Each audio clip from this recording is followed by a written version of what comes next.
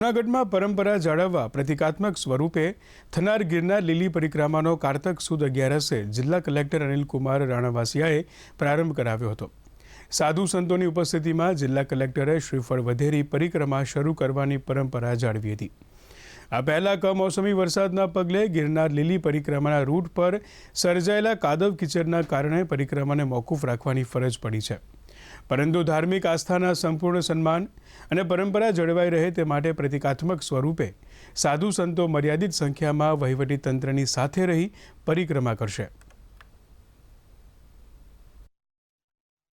લીલી પરિક્રમાનું ખાતમુહૂર્ત કરવામાં આવ્યું અને વિધિવત રીતે એને ખુલ્લી મૂકવામાં આવી, પરંતુ વરસાદી વાતાવરણના કારણે જે પરંપરાગત લીલી પરિક્રમા બંધ રહેવાની હોય, સવારે 6 વાગે સાધુ સંતો સાથે 50 લોકો ઉતારા મંડળ અને ગિરનાર છાયા મંડળના નેજા નીચે ગિરિવર ગિરનારની લીલી 36 કિલોમીટરની પરિક્રમા પૂર્ણ કરશે। દિવસ દરમિયાન જ આ પરિક્રમા પૂર્ણ કરવામાં આવશે। આવતીકાલે એટલે કે 2 તારીખે સવારે 6 વાગે શરૂ કરશું અને સાંજે 7 વાગ્યાની આસપાસ ગિરિવર ગિરનારની ગોદમાં ફરી પાછા આવી જશું। આ રીતે આખું આયોજન થયેલું છે।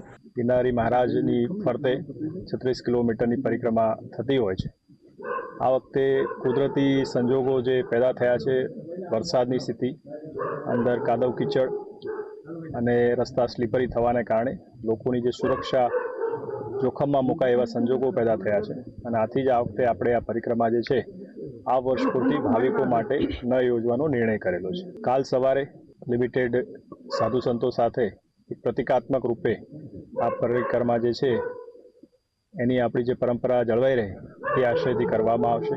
પરિક્રમાનું જે મુહૂર્ત કરવાનું હતું એ ખાલી આજે મુહૂર્ત જ અમે કર્યું છે કે સવારના 5 સાધુ ખાલી પરિક્રમાના રૂટ ઉપર જે પરિક્રમાનું જે છે એ પરિક્રમા કરવા જશે અને સાંજે પાછા આવી અને ભવનાથ પાસે સંકલ્પ કરશે કે જે અમે 5 સાધુ પરિક્રમા કરવા ગયા છીએ અને જે પરિક્રમાર્થીઓ પરિક્રમા નથી કરી શક્યા એનું ફળ એમને મળે, એવું સાધુ સંતોએ આજે નિર્ણય કર્યો હતો।